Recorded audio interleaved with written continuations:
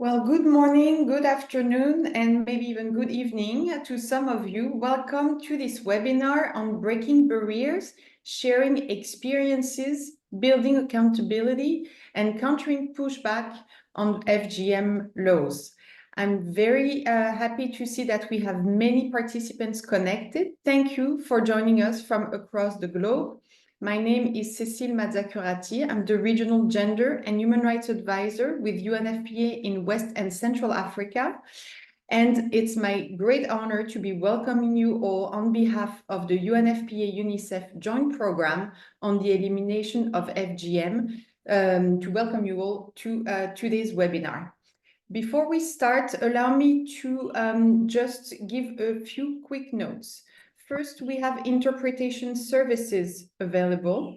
So please do use it if you would like to have interpretation in French. And I'm asking all our panelists and contributors to please speak slowly. Oh, sorry, it's Arabic and French, I'm being reminded. Please, everyone who will present or intervene, speak slowly so that our interpreters can follow. Please, everyone, we'd like to know who is with us today. Use the chat function to say hi and introduce yourself. Give us your name, where you're working, and from which country you're connecting, so that we can have a sense of who's in the virtual room.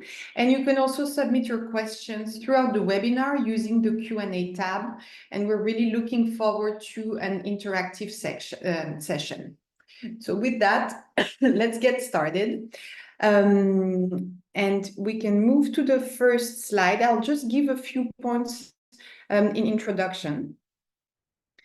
So I think we all know that female genital mutilation is a deeply ingrained social norm and harmful practice that violates a person's rights to health, security, and physical integrity.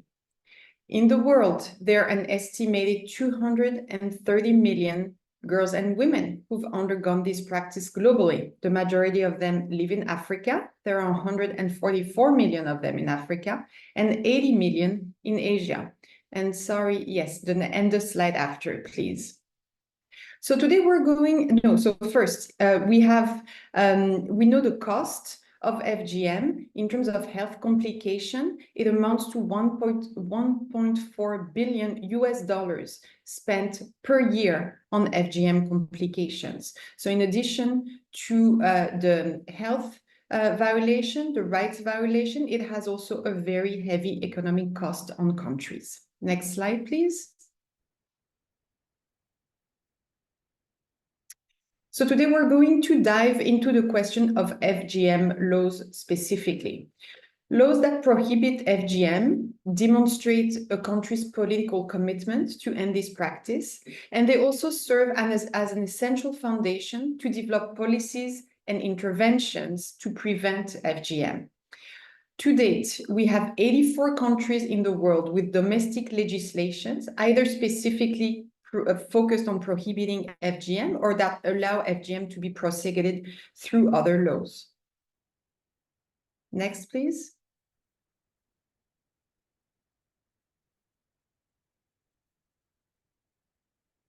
There is actually limited guidance of what makes a good law to stop FGM. And today we'll see some resources to help that. There are in the world active movements that are trying to repeal laws on FGM for countries that already have them.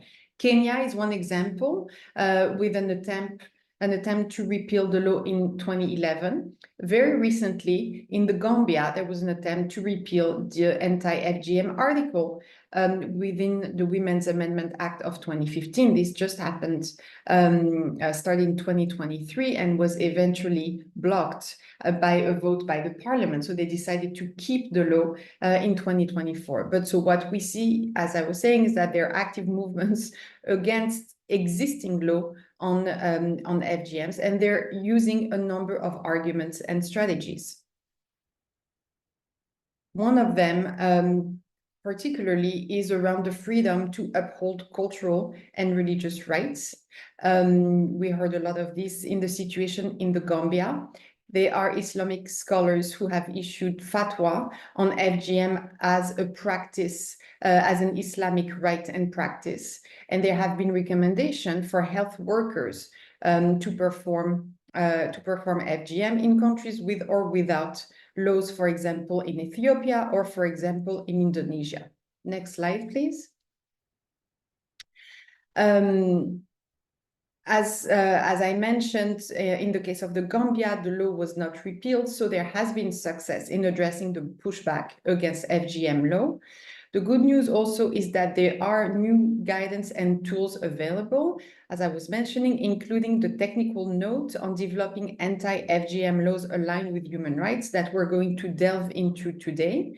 But we also have a compendium of human rights accountability mechanisms to end FGM. All these resources can be of use for countries. There are also platforms for exchange of learning and resources, such as today's webinar that is giving us an opportunity to share information, insights, and strategies on the question of FGM laws.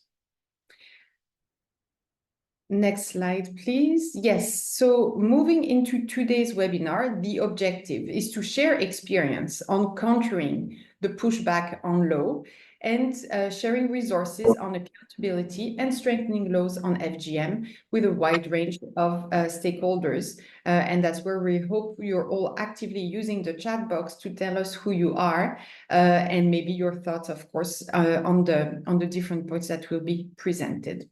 Next slide, please.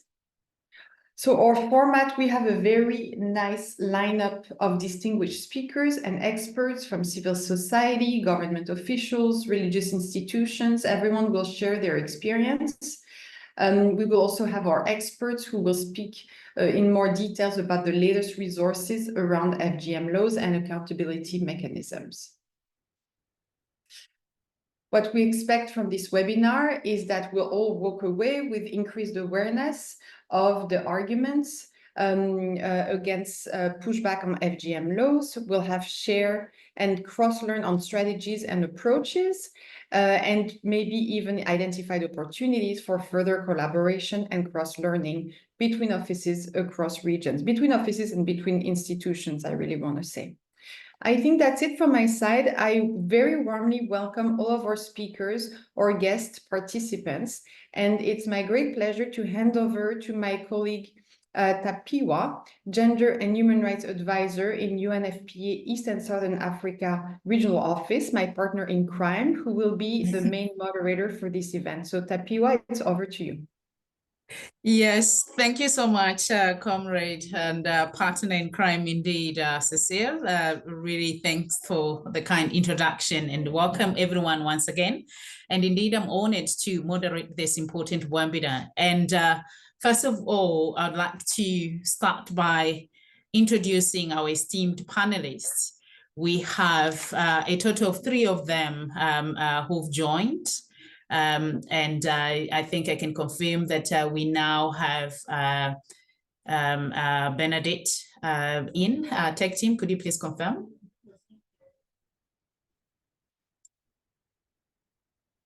Okay, so to start off with, let me introduce Ms. Fatou Bade.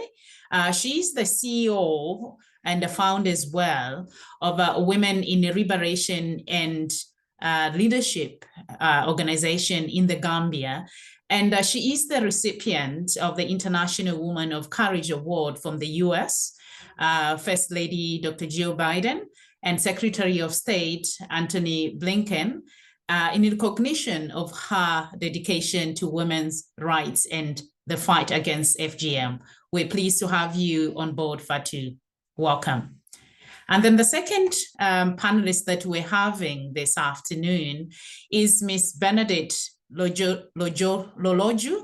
She's the CEO of the Kenya Anti-FGM Board, which is a government agency established in 2013 after the enactment of the population,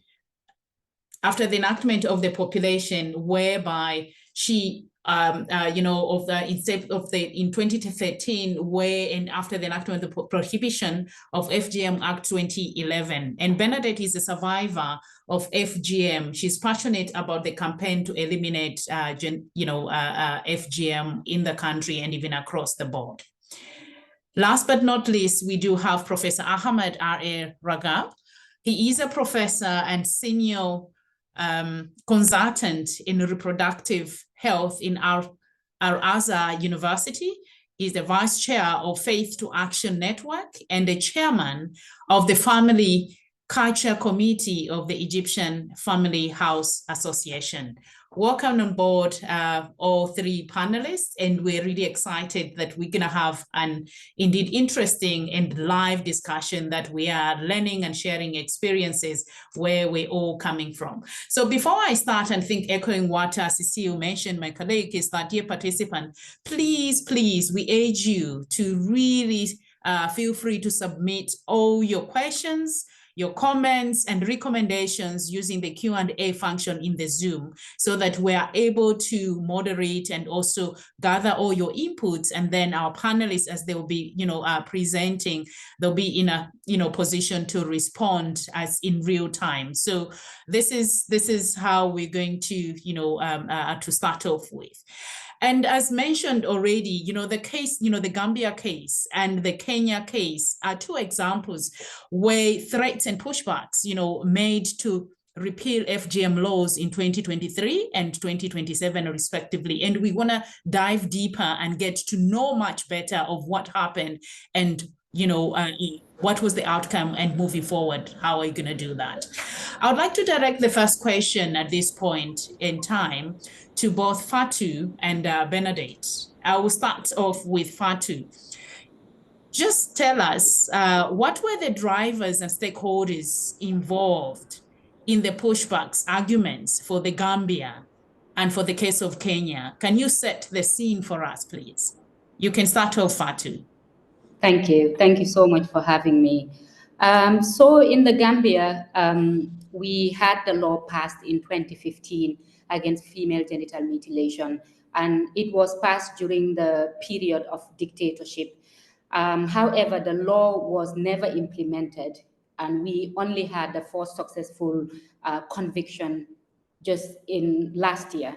So I think the first trigger was the fact that the law was actually implemented. I think that many Gambians, many practicing communities saw the law just as a deterrent. So once it was actually implemented, it became an issue. And the first people actually who picked up on the issue were religious leaders. After 3 women were caught performing FGM and they were convicted of the crimes.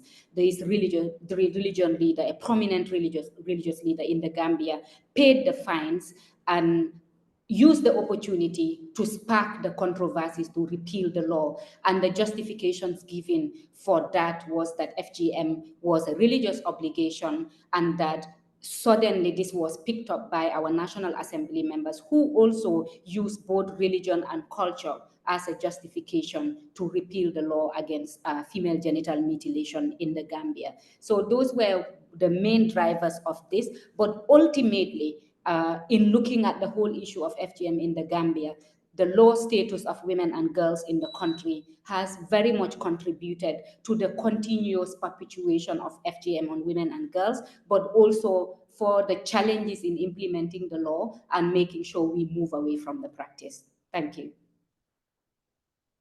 Thank you so much, Fatou, for setting the scene of what happened really in Gambia that, set off the pushback there. Turning to my dear sister Bernadette, could you please, give us some insights of what happened in Kenya, the case in Kenya? Bernadette? Thank you very much. I'm sorry today I woke up with a bad flu. I'm not going to put on my video. I'm at home nursing my flu, but I'm okay. For Kenya, okay, the case is very different because it was one doctor, Dr. Tatu Kamau, who went to court to challenge the constitutionality of the Prohibition of FGM Act. So the case was in 2019, and it is a constitutional petition 244 of 2019 by Dr. Tatu Kamau, who is a female doctor, versus the Attorney General, the Anti-Female Genital Mutilation Board, and the Office of the Director of Public Prosecution. For her, she argued that there are some constitutional rights that the Act was not adhering to, because according to her, the Constitution of Kenya 2010 allows everyone to practice their culture and allows everyone to have a right to practice their culture as they would want to. So her question was, why do we have the Act in place and FGM is a cultural practice? So people should be allowed to practice their culture. Why should they be told not to practice their culture? And for your information, this is a medical doctor who is a reproductive health doctor. And so it was very shocking for us, but now we had to go to court to really push back this argument from the doctor herself.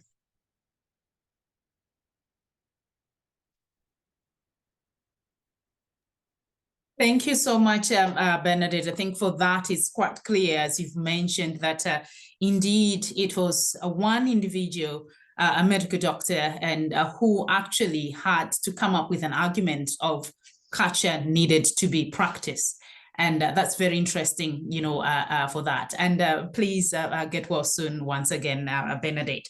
I think moving further, would like to hear from Dr. Ahmed, where for the case of the Gambia, as mentioned already, religion was cited as one of the pushbacks argument. And for us who just want to hear and learn more, to say that what is the basis for this interpretation and what approaches does International Islamic Center for Population Studies and Research, Al-Azhar University, take to address this in general? And what did your institute do for the case of the Gambia in this case, because religion was cited there? Over to you, Dr. Ahmed. Okay, thank you very much. Actually, you can't isolate the pushback phenomena from the sweeping conservatism all over the region.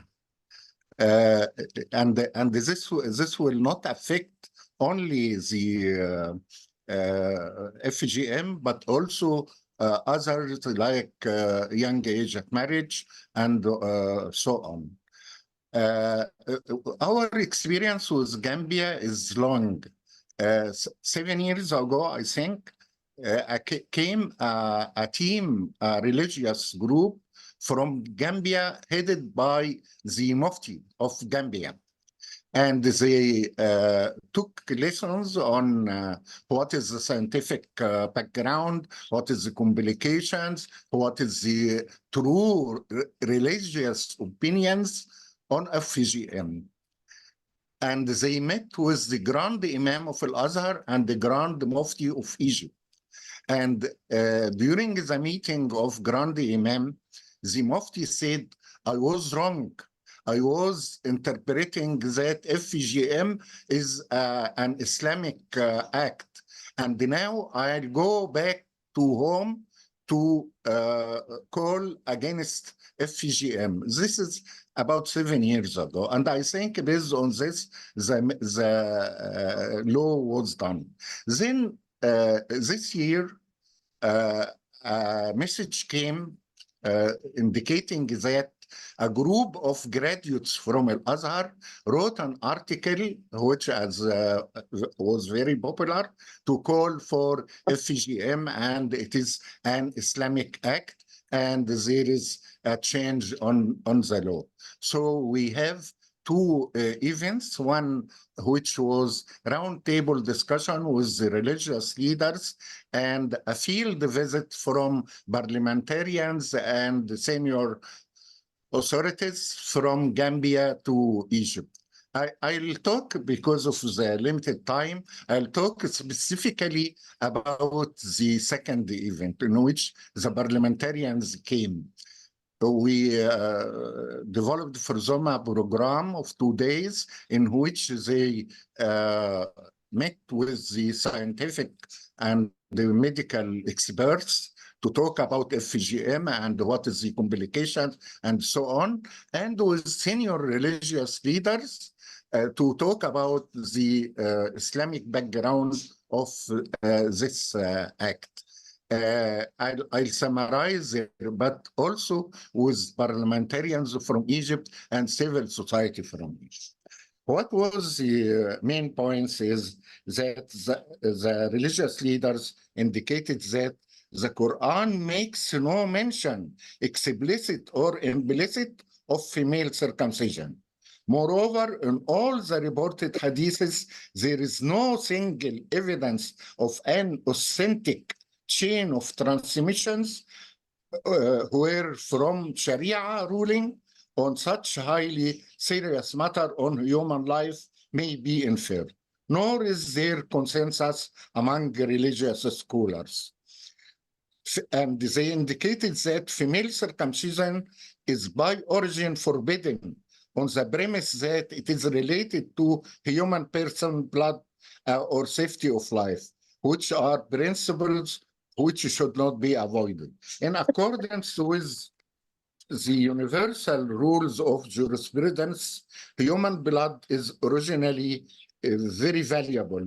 This rule is relevant to female circumcision in that it constitutes an infringement to and an injury to corporal safety, and that any similar act shall be subject to the original principle of inviolability. Allah has created man in the best shape, ordered him to maintain the natural disposition to which he created him, interdicted any change to the creation of Allah Almighty. Such a change is deemed to as an evil deed of Satan's making, invoking curse from Allah Almighty, says in the Holy Quran, as Prophet Muhammad said in relation to this attempted to change Allah's creation. So I think this particular event was successful, and in Al-Azhar, we developed a lot of work I can talk about later, because I know my time has ended. Thank you. Thank you so much, Dr. Ahmed, for that. Indeed, summarizing in the manner that, well, you did have some roundtable discussions that involved even the parliament as well as the religious leaders, and having that interpretation from the Quran, I think, was very, very central in that. So, as you mentioned, we'll talk more later on, probably in the discussions as well, when we open up for the Q&A as such. So, moving on, I think to the next, I think. Coming back to Bernadette as well as Fatu, culture was cited as a reason to repeal the law for both Kenya and the Gambia, pushback. For you, Bernadette, what strategy or approaches did the government, of Kenya do to address the pushback? What are some of the things that you would want to share with us? What happened and what were some of the approaches? Bernadette. Yeah, so the best thing about Kenya is that even when the Dr. Kamau went to court, there were more people pushing for us to retain the law than those who are against the law. In fact, I can't say there were so many people against the law, because the moment we were told that now we need to go to court, it was already the highest office of the land, that is the Attorney General's office, the Kenya Attorney General's office, the Director of Public Prosecutions, and the Anti-FGM Board, which is the body that has been put in by government to campaign against female genital mutilation. So it was the government against Dr. Tatu Kamau. It was the civil society. It was the NGOs. It was the CBOs. It was the UN. It was everyone against Dr. Tatu Kamau. So for us, it was the KEWOPA, Kenya Women Parliamentarians Association. We had most of our NGOs. We had FIDA, Federation of Women Lawyers, were part of those who came to join us. Equality Now, AMREF Health Africa, Msichana Empowerment Kuria, Samburu Girls Foundation, Center for Rights Education and Empowerment Crew, Katiba Institute. So we had so many lawyers who came out, so many NGOs, so many CBOs, so many survivors of FGM, men against FGM, were all against the law being pushed back or the law being brought down. So for us, it was like everyone against Dr. Tatu Kamau. So we as government were the conveners. We were able to convene all these people together, and we sat together and we were able to put together a very strong case, very strong case. So I would say that the fact that the government was in the middle of this really made our work easier. It was not the government against the law, or it was not the survivors against the law, the NGOs against the law. It was one particular person who went to court. So for us, even having the lawyers who are willing, some were doing it pro bono. Most of them, in fact, were doing pro bono. Most of the people who came to court were coming out of their own, they were coming not because they were being paid or because anybody called them. So for us, we had a very good team that we had put together of lawyers, and they were able to really stand in the gap. We had survivors coming in to speak of their experiences. And for us, it was a time for really saying that this law, it was a big win. It was a big win for the girls of Kenya, women and girls of Kenya. Thank you so much, Benedict. I think what I'm liking that is coming out from Kenya is that it exemplifies that where collective action and efforts is the way to go, because of everyone was on board. And that's the mantra that we have to say, ending FGM in our society needs collective action, and everyone has to come on board, not only with, by the government, but every concerned advocate as well as activist. Thank you so much for that, Benedict. To you, Fatu, I think what I would want to hear much more was, in the Gambia case, what strategy approaches did the civil society organizations and the national organizations do to address this pushback? We've heard from Kenya how the government and everyone else did the work, but from the Gambia, how did the civil society and national organizations come on board and address this pushback?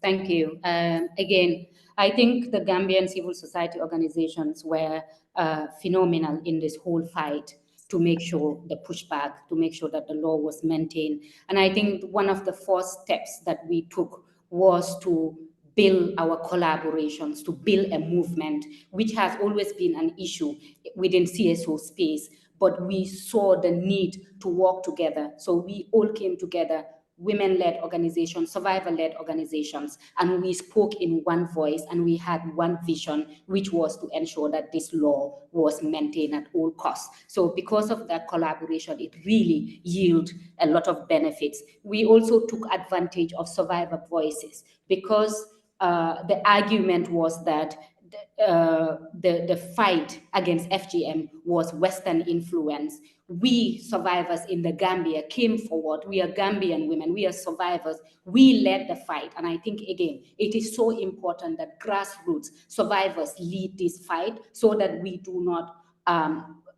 fall into that blame that it's other people that are influencing us.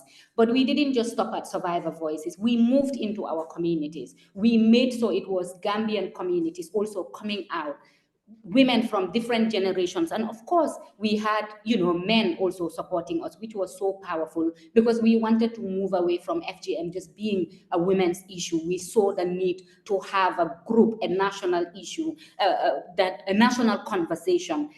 So community engagement was key. And one other challenge that we had from the beginning was evidence. The proponents repeatedly asked us for evidence, and they wanted evidence from the Gambia. Again, we saw the need, and on the get-go, civil society organizations started doing rapid research, bringing evidence using videos, using social media, engaging and lobbying our National Assembly members to make sure that we provided all the information that they requested from us, including the trip to Egypt that also provided first-hand evidence from another country as well. But one final one is the mobilization of the global movement. This wasn't just the Gambian community. We saw that the global movement joined the CSOs on the ground to work with us and to support us in the pushback.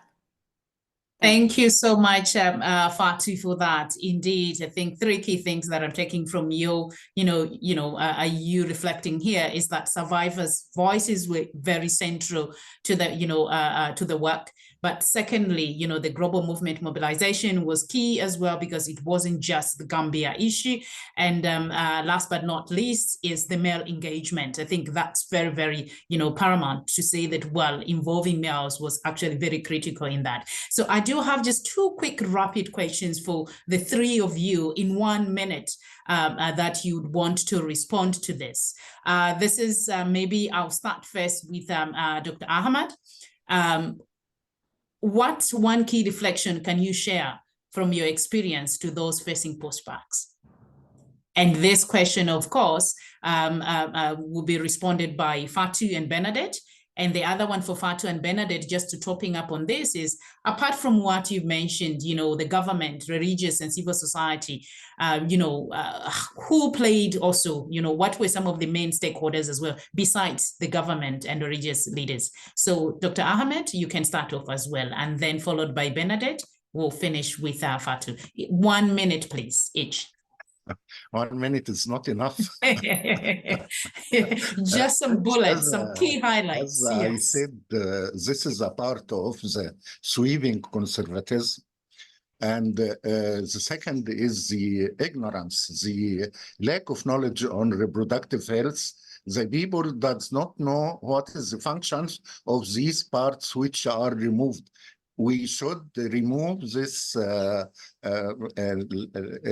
ignorance on the female and the male genitalia.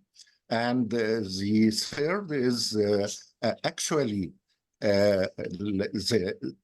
this should be taken by the grassroots, by the nationals themselves, because they think that it is a foreign agenda to promote promiscuity, because they think that the clitoris is a part of the sexuality desire, which is not true. Sexuality desire comes from the brain. And so I think spreading the knowledge, widening the knowledge of reproductive and sexual health will remove a great part of the obstacles against FGM eradication. Thank you. Thank you so much, Dr. Ahmed, on that. So moving on to Bernadette, apart from the main stakeholders that you've mentioned, besides the government, the religious and civil society, and everyone else that you mentioned, which others, main stakeholders do you think played a role in Kenya in this case? And what would be your, one key reflection with the whole process that happened from your experience that that you can share for those facing, the pushback? Over to you, thank you very much. I just want to say that the media played a very critical role, because we had this on the news, on the mainstream media. We had this on newspapers, and we had this on Twitter and on our social media handles. So that one created a lot of awareness, not only in Kenya, but worldwide, of the pushback that we were facing as Kenya. And, when you have this, everyone came on board to push through media to say that we cannot have the FGM law out now that it was helping us in the campaign to eliminate FGM. I want to say that one thing for sure is that having an agency that is dealing with FGM issues in our country is very critical. For Kenya, we have the Kenya Anti-FGM Board, funded by the government of Kenya, receiving grants and support from the UNICEF UNFPA joint program to end FGM. That really gave us a very good platform to be able to win the case. I would also say that another issue that I would want to say is that there is need for a lot of funding. There needs to be enough funding for institutions that are implementing the laws, because without funding, we cannot move forward. And also say that it's important, as we had said earlier, for civil society organizations, religious organizations, CBOs, NGOs, to work closely with the government and support government to implement the laws. Thank you very much. And I want to say that having men in this campaign will really help us win the war earlier than we thought, because at first we started as women only, but I feel that men also need to be with us on this. Thank you very much. Thank you so much, Bernadette, highlighting also another key main stakeholder here, the media, indeed, being part and parcel of the, the movement, as well as the fight, fighting the pushback in Kenya. Moving on to my dear sister Fatu, same question as well. What are, your main key reflections, with the experience that you've had around the Gambia case itself, and besides, all those key stakeholders that you mentioned, who else played a great role? And maybe those that did not, and you wish that they could have been part and parcel of the fight itself, of the pushback in the Gambia. Okay. Over to Thank you. Yeah, thank you again. I think this is a perfect opportunity to really acknowledge our diplomatic corps and our UN agencies, particularly the women who are leading all those different institutions who really stood by Gambian women and girls, UN head officials, the different embassies that really supported us, because at some point it was really difficult for survivors. It was difficult for us women like me leading organizations. We were having attacks. We were going through emotional abuse online, in person. So we not only did they provide us with resources, but they also became like a safe space for us, advising us, mentoring us, guiding us on how to really challenge these issues, which I think is very useful, because often what you find is that most women-led organizations or CSOs that are fighting issues like FGM are not well equipped. We don't have the skills and the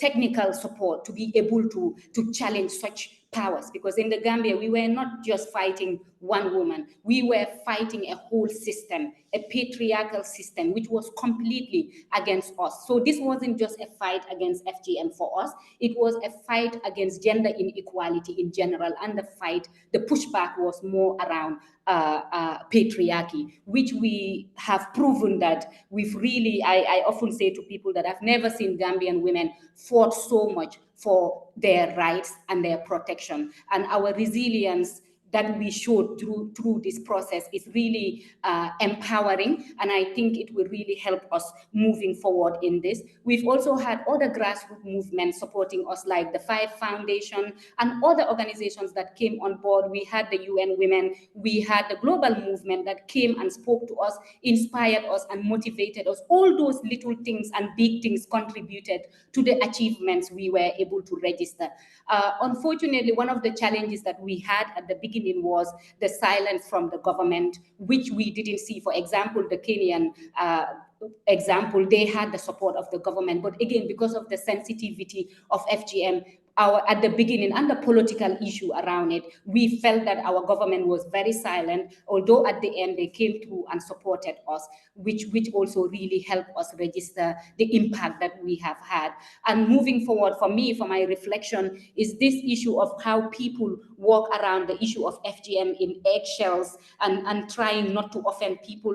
FGM is a form of sexual and gender-based violence. It harms women and girls. Why should we be careful not to offend? Why should we allow the excuse of culture and tradition to make us silent? So I am so happy that I'm glad that the international community really supported. Yes, they empowered grassroots movement to lead, but they were also there to push us forward while we were in this battle. Thank you. Thank you so much, Fati, for that. And I'm trying to hold myself right now.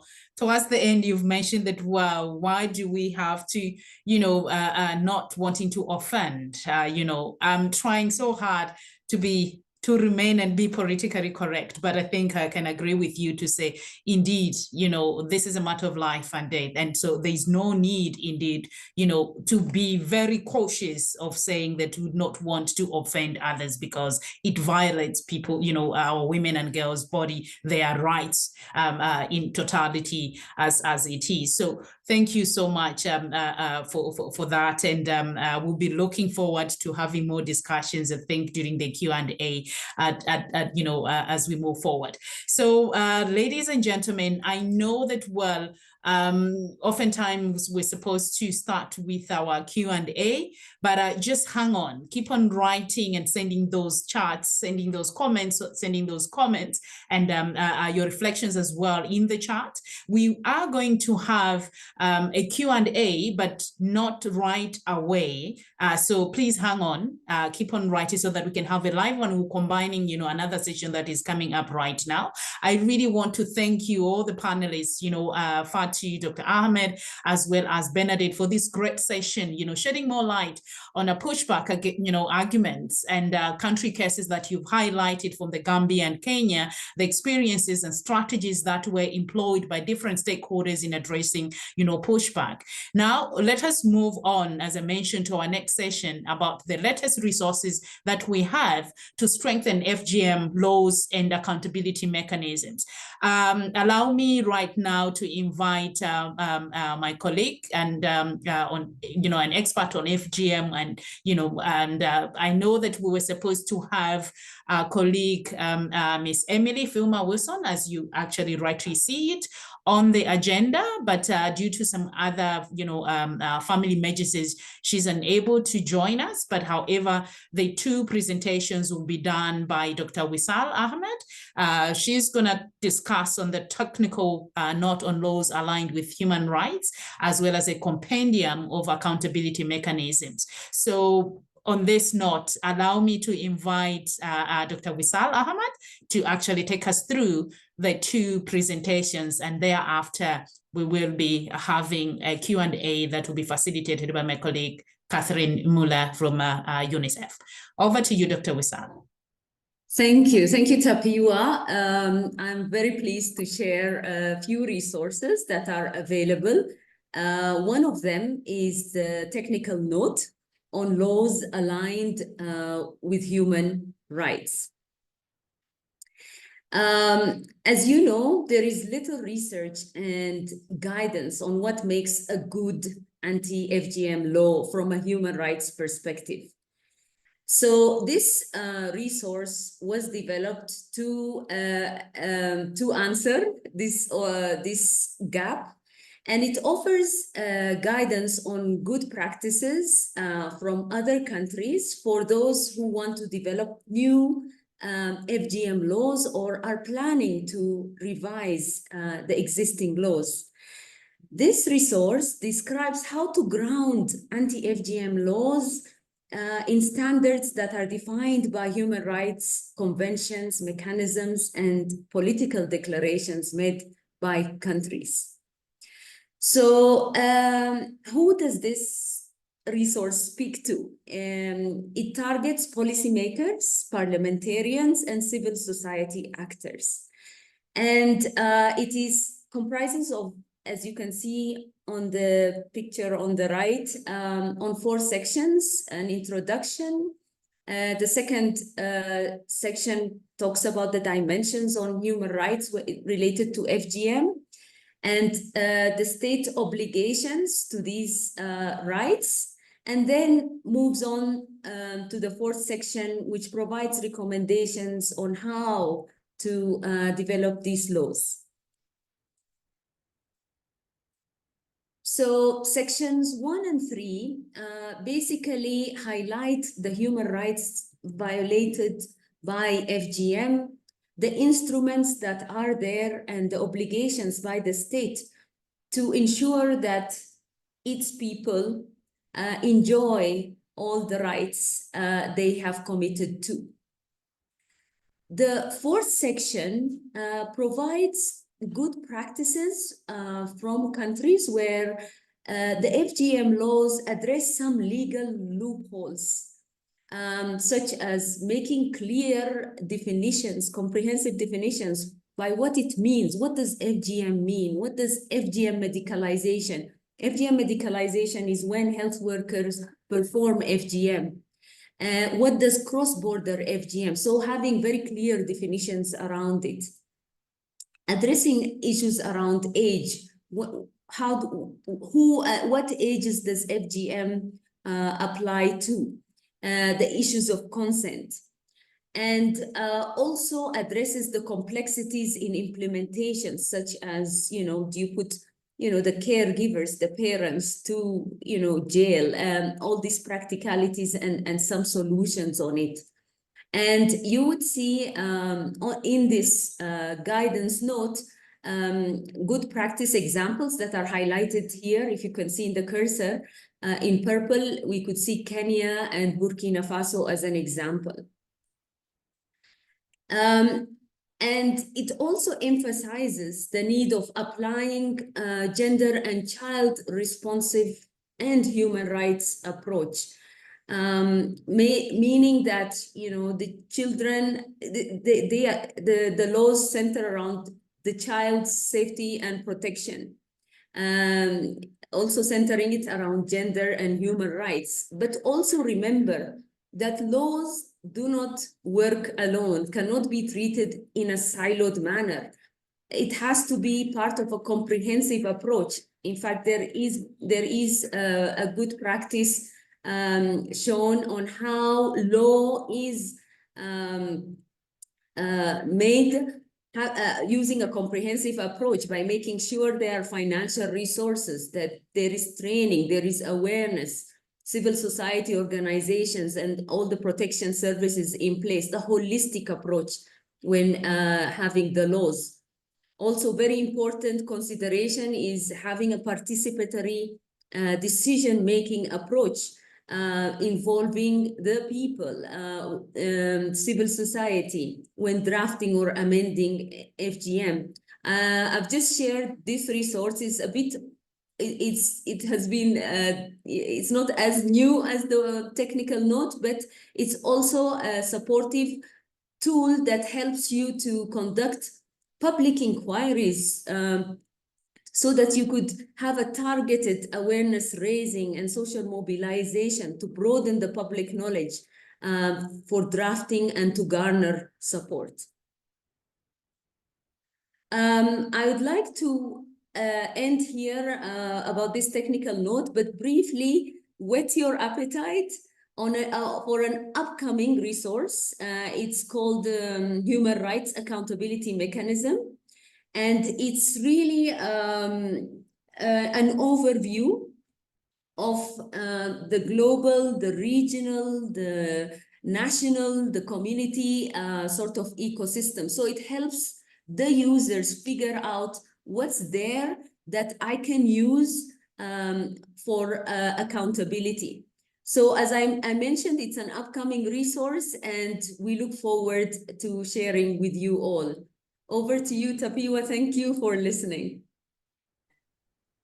Thank you so much, Dr. Wisal, for those. And I can already see in the charts that colleagues and are requesting for the links to those technical, the resources that you've presented.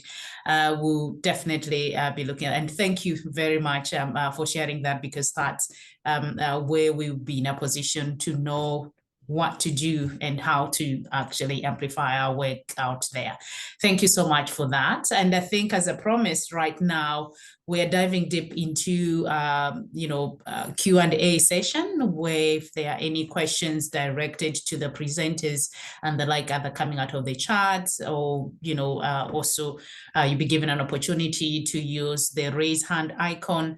Now, let me hand over to my colleague, Catherine Muller, who is going to moderate the Q&A session. Catherine, are you back in right now? Yes, hello, Tapiwa. I am back, but I cannot show my camera. So apologies, everyone, and to the participants. I hope you can show my photo instead. Maybe that makes it more personal. And thank you so much, dear panelists, for your presentations and answering questions. And of course, many thanks to all the questions already submitted in the question and answer chat and in the chat box. So let me start with two questions. One is about the coordination amongst sectoral ministries like health, justice, women, and education on the pushback in the countries. So that question came in from Tina Stekles, and perhaps this is something that both Bernadette and Fatou could talk about. Over.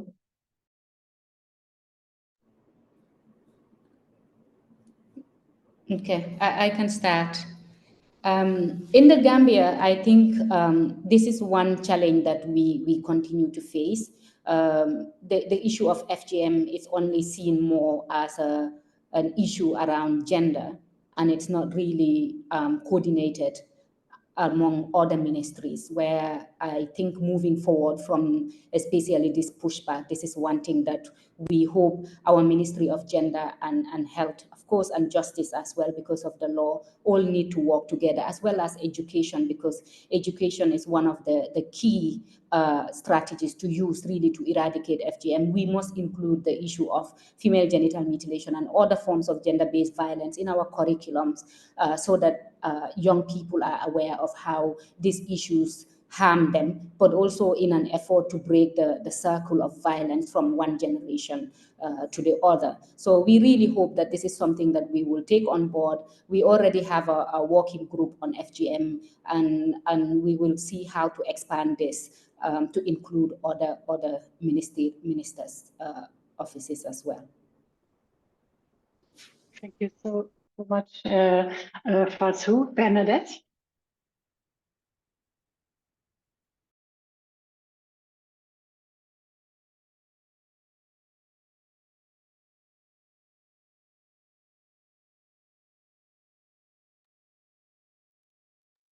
Bernadette, are you still with us? Just checking.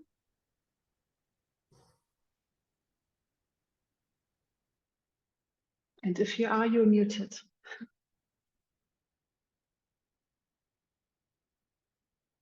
Yeah, I'm still here. I'm still here. Wonderful. Bernadette, the question was about the coordination amongst sectoral ministries, including health, justice, women, and education on the pushback. For the coordination of the ministries. Yes, So when it came to the pushback, the whole government approach in Kenya, we have what we call the whole government approach, where the different ministries that are concerned about, we have the ministry that has children, we have the ministry that has on education, health, we have the Ministry of Interior, where we have the chiefs and everyone who is concerned with law implementation. And all of us were together in making sure that we work towards upholding this law, because it affects all those, it affects all the different areas of life of our children, including their education and their health. Okay, thank you very much. And I do have a follow-up question for both Bernadette and Fatou again, asked by Marta Cheru. And she wanted to know, in countries where FGM is prohibited by law, what strategies and initiatives have been implemented beyond legislative measures to prevent and eliminate harmful practices? And maybe Bernadette, if you want to come in first this time. Can you please repeat, what did you say? Yes, of course. What strategies and initiatives have been implemented beyond legislative measures to prevent and eliminate harmful practices in Kenya? Mm-hmm. Yeah, so apart from legislation, obviously we have the law in place. But what we have done is that we know that our communities believe that FGM is a culture. Some of the people also have child marriage. So what we have done is that we've had a lot of campaigns to eliminate FGM. And also what we have brought now since last year is survivor-led movements, where we now have survivor voices, because we believe a woman who is a survivor of FGM is better placed to protect her own daughters from FGM. But at the same time, we have men who have come out forcefully, like the Men End FGM program, where we have young men who have now come up with programs to engage men and young boys. We also have the young people, because we believe that the youth are the ones who will end FGM in their generation. You saw what happened in Kenya with the Gen Zs when they went to the streets, and a lot of changes were made by the president. We believe that the young people are the ones who will end FGM once and for all. So we have a national youth anti-FGM network, which is called the Youth Anti-FGM Network Kenya. The network of young people are able to come together to really put their voices up for the end, or to end FGM. I don't know if I've answered your question, or if I've not answered it. Yes, I'm sure if there's still open questions, and I would encourage all participants to please post your questions into the chat box or into the Q&A text. So thank you very much for now, Bernadette. And Fatou, the same question for you. So besides the legislative changes, Thank you. Thank you. Okay. Yeah. So in the Gambia, in addition to the law, community. Sorry, I thought I was on mute. Yes, in addition to having the law, we are also engaging communities on awareness raising. We think it's important that communities themselves, with or without the law, abandon the practice, choose to abandon the practice. So there's a lot of community engagement, family engagement, one-to-one. We are also working with young women to build their agency, because the issue of FGM, we can't end FGM if we do not address the broader inequalities that affect women and girls. So through safe spaces that are being created across the country, we are reaching young women and young men to empower them with knowledge and information around the broader sexual and reproductive health issues. We also work with healthcare professionals, and of course the issue on engaging positive masculinity is key, which we have seen really in the Gambia. That movement is building a lot, and we are having more male allies. So those are some of the initiatives that we are using. But also another important aspect is evidence, research and evidence-based. In the Gambia, the movement has been led by survivors. We have a high prevalence of FGM in the country. So mostly the movement has always been led by survivors. But now we also need to really work on evidence gathering, so that we will have first-hand evidence to inform policy and also programming. Thank you. Thank you very much, Fatou. I do also have a question for our Professor Dr. Ahmed. And though it was framed specifically for Kenya, but it was a question about FGM being linked to Islam often, and what is being done to delink FGM from Islam using the religious-oriented approach and building on some of the good work done many years ago by the Population Council, which, so this was asked by Batula Abdi. Professor Dr. Ahmed? Oh, thank you. Actually, in FGM in Islam was exhausted by the both religious leaders and even medical doctors. And as I am repeating what I said before, there is nothing in Quran about FGM, and there is no authenticated tradition of the Prophet calling for FGM. There is no evidence that the Prophet circumcised his daughters or his wives were circumcised.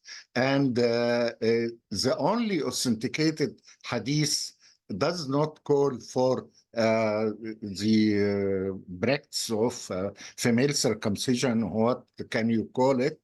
It is by I don't want to go into difficult interpretation, but for the Arabic language, you can call two things by the same name, like the moon and the sun, the two moons, but like Omar and Abu Bakr, the two caliphs by the name of Omar. And this was hadith by Aisha, the wife of the Prophet, that when the two circumcisions meet, we should wash our body.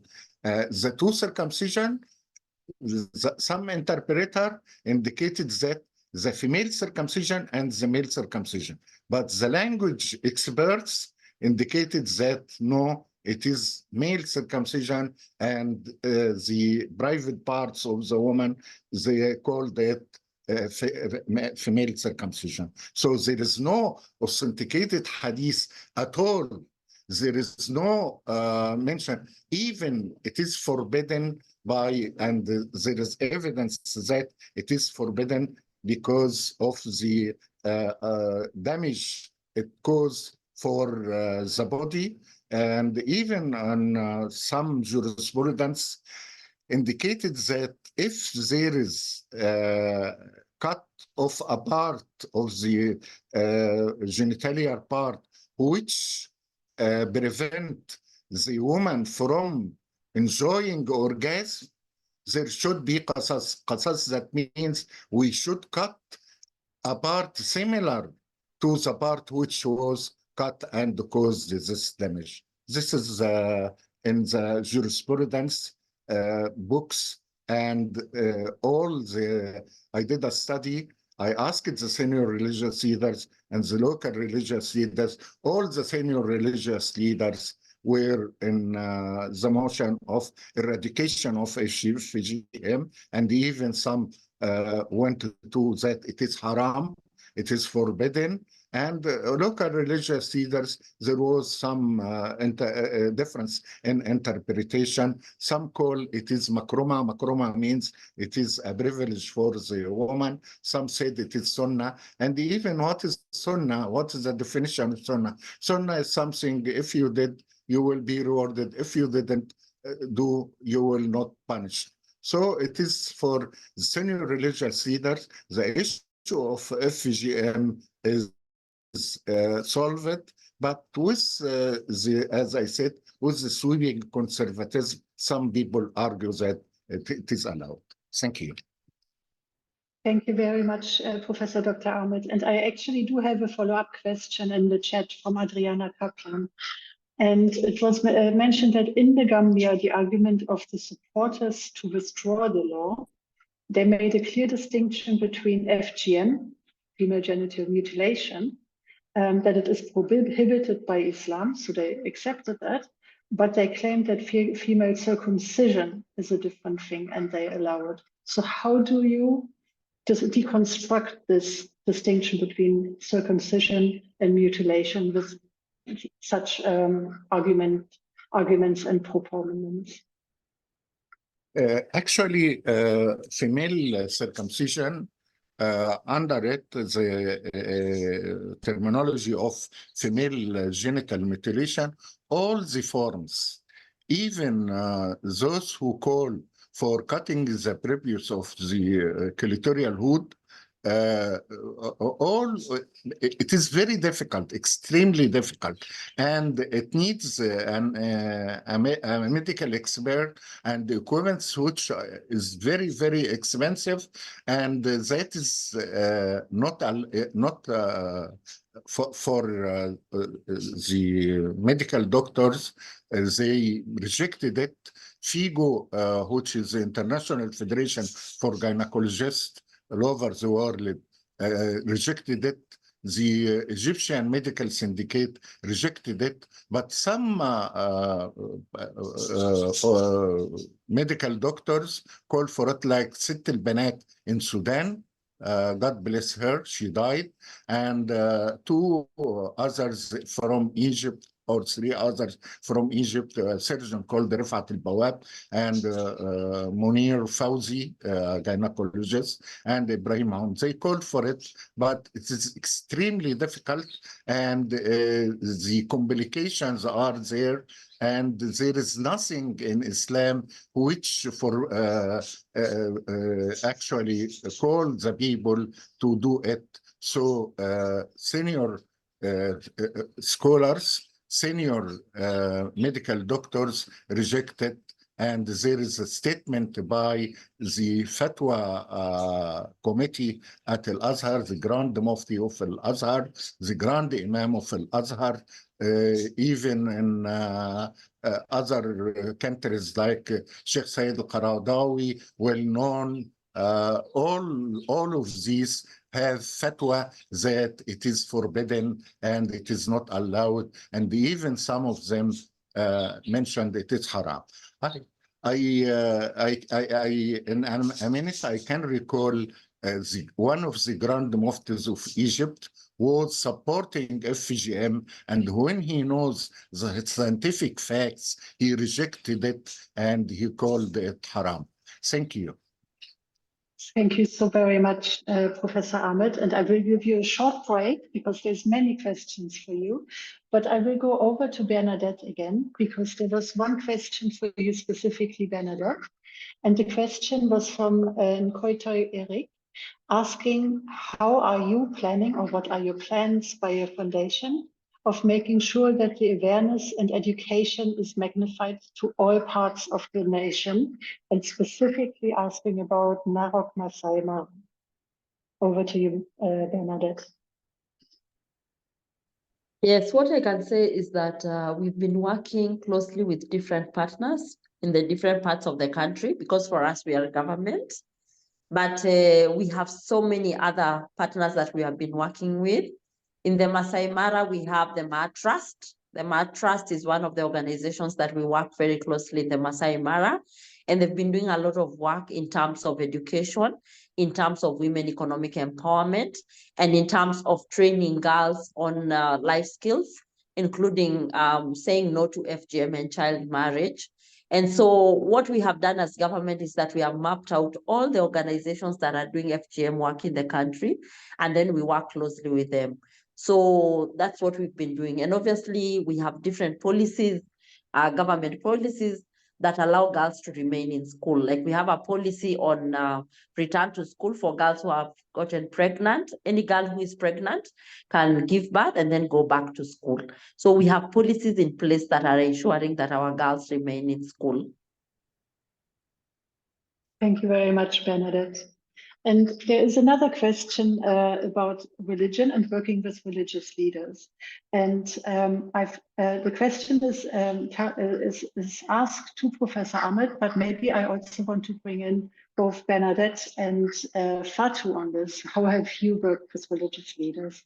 And Fatou, if you want to come in first, perhaps. Yeah, sure.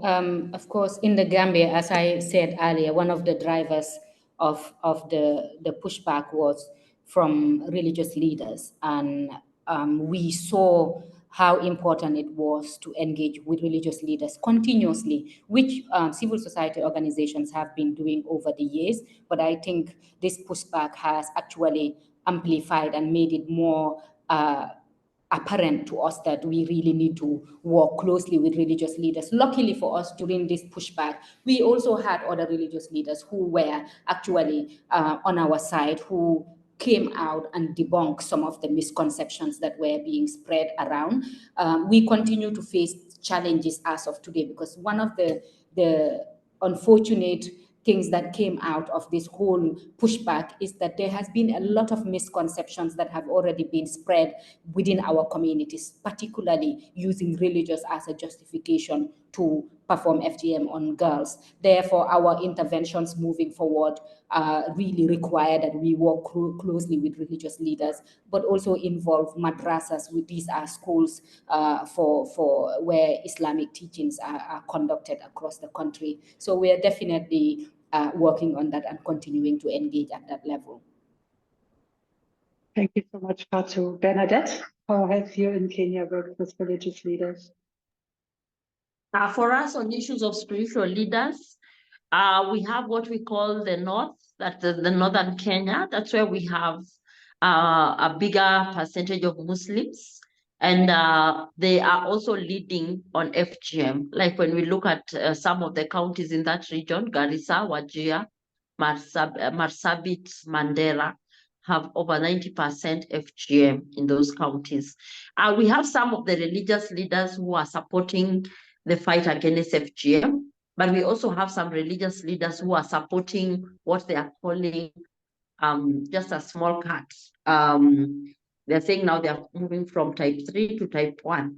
And so they're justifying that now that they are not doing type 3, they should be allowed to do type 1.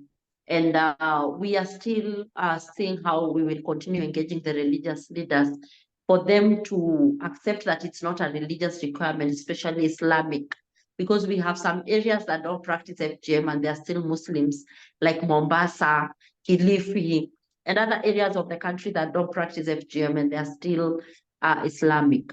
Then when it comes to the Christian religious leaders, most of them are against FGM because they believe that it's not even in the Bible and it's not a religious requirement. So we have religious leaders who are for and some who are against. Thank you very much, Ben. I would like to add one Yes, point. I wanted to give the word to you. Thank you. Please come in. Come in.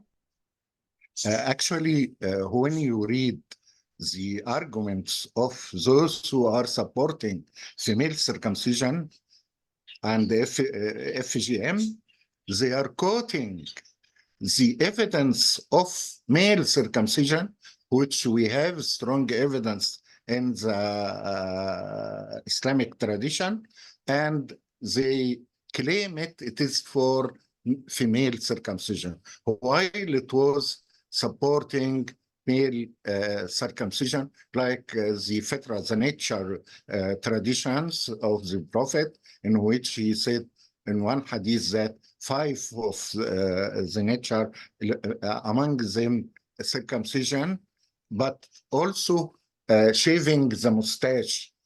This is for men, not for women. Thank you. Thank you very much, Professor Ahmed. I'm just going because suddenly there's lots of questions. Here, there was a question to any of the panelists. Mariama Kaito-Tiro wanted to know, out of the over 12 countries in Africa that practice FGM, which country has had the most success in getting close to the elimination or drastically reduced cases, and what interventions were the most successful? And perhaps Visar or Tapiwa, Cecile, if you want to come in with a broader overview over the whole region.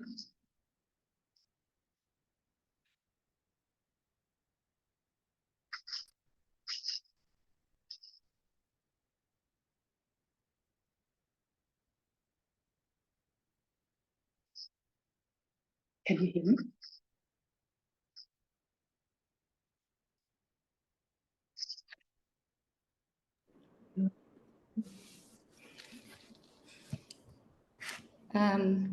I would like to think both Tanzania and Kenya are doing very well in reducing prevalence of FGM over the years.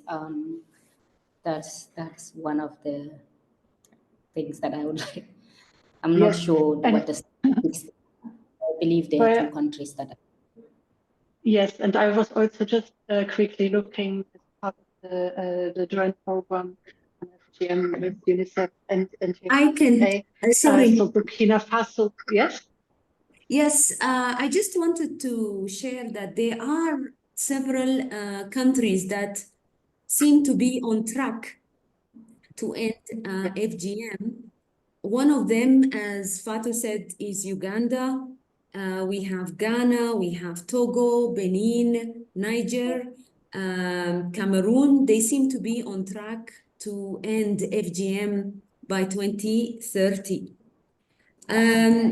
There is evidence on effective interventions. What we know is that it's not by, for example, law only. It is a package. It has to be a comprehensive, holistic approach, engaging influential leaders, religious leaders, the health sector, the social sector. These interventions seem to change the attitudes around the norms about FGM. So there are around 5 or 6 countries in Africa that seem to be progressing well. Over. Thank you. Yes, and just to add that we do have also countries like Burkina Faso, Ethiopia, Liberia, Nigeria, Kenya, as you mentioned, Tanzania, who have made the strongest progress over the last 30 years.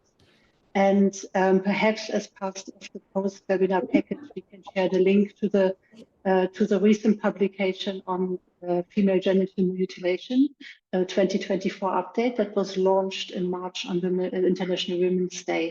So we will include that link to the publication, and you can check the progress of each of the countries. So I think I have to hand back the mic to Yes. our moderator, because we're closing the time. Yes. Is that correct, Tapiwa? I have to hand over to you. Absolutely. Yes. Okay. Thank you very Yeah. much. And sorry if there was any question I overlooked. Thank you very much for your active engagement, dear participants. Thank you. And to the panelists for all the answers. Thanks. Thank you so much, Catherine, for that moderation of the Q&A session. I think there are quite a number of questions I think that have been asked, and thanks to our able panelists who managed to respond to them. I know there are issues to do with pregnancy policy in Kenya. We'll still encourage that, well, you can have some bilateral conversation as well with our panelists, even beyond this webinar, because there's a lot that came out. Thanks a lot. And I've also pasted in there the annual report, the 2023 annual report on the joint program on FGM. So it has, countries that and how they're, they are working, as well as, some of the approaches, successive approaches that they've actually employed in the fight, in ensuring that we were able to abandon FGM across the continent as well and beyond.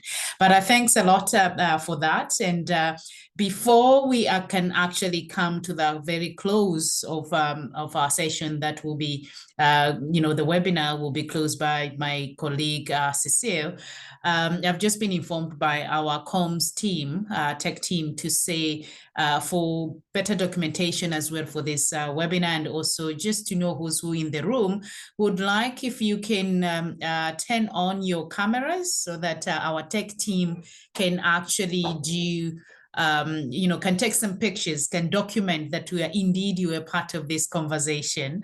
We want to see your smiles wherever you are. We understand for those that cannot, for other reasons, it's okay. But please turn on your cameras.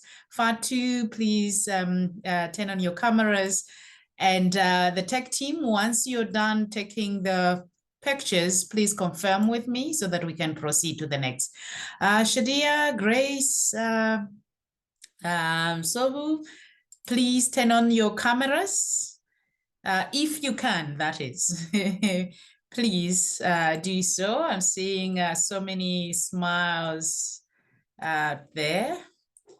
Tech team, are you able to take us through?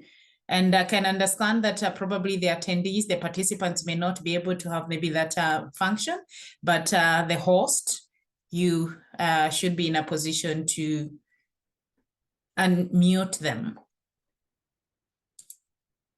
The host team.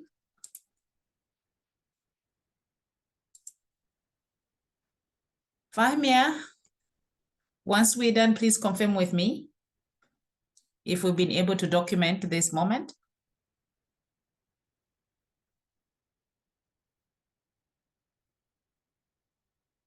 Hello, out there.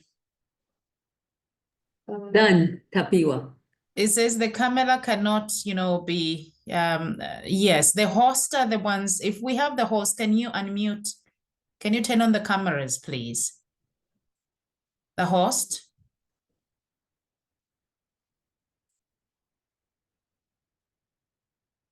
The host, are you able to unmute all the attendees, please? Now the camera button is, yeah, it's still not working. Okay, I thought the tech team would be in a position to do that for us.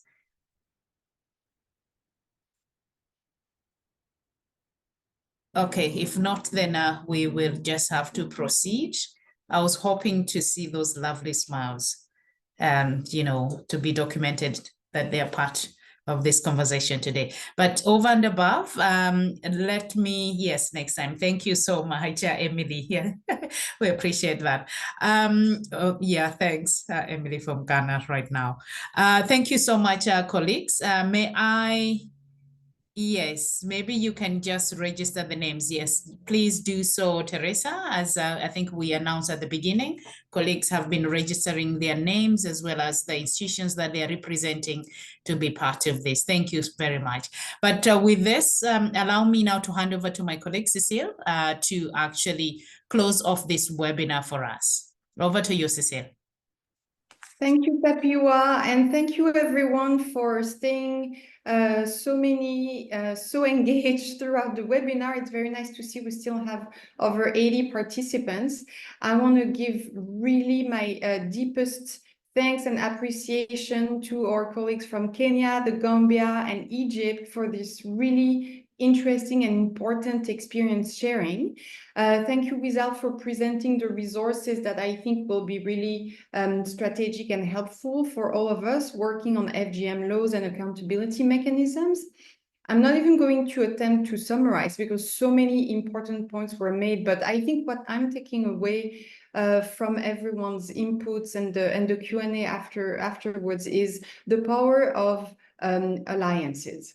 And I think in everyone's contributions, we heard that the role of civil society was key, the role of survivors first and foremost, but that they also really needed the support from others, from men and boys, from traditional leaders who were ready to support the rights of women and girls to a life free of violence, the support from some government representatives who were actually ready to mobilize and help women and girls, the power of having the support of the gender ministry, the international organizations. And I think this is really, for me, the key takeaway from this webinar is that first and foremost, always support the rights, the voice, and the agency of survivors, of civil society organizations who are in the communities doing the hard work, who are in the capital city doing the hard advocacy work, but also really come together to support through alliances, through partners and yes, allies, this important work. So really, everyone, thank you. Our deepest thanks to our fantastic panelists and very engaged participants. Thank you to the team who worked behind the scene to organize everything. Special appreciation to our colleague Famia, who did a lot of the work.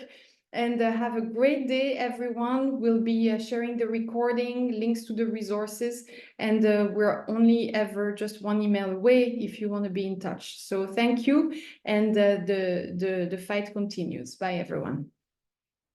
Thank you so much. Thank you. Thank you. Thank you. Bye-bye. Thank you so Ciao, much. ciao. Thank you for the opportunity. Thank you. Thank you, Benedict. Thank you, Fatih and Dr. Ahmed. Thank you. Thank you, Tapiwa. Thank you. Thank you, everyone. Thank you. See you again when we succeed. Shukran, shukran. Yeah. Shukran. Bye-bye. Thank you. Yeah.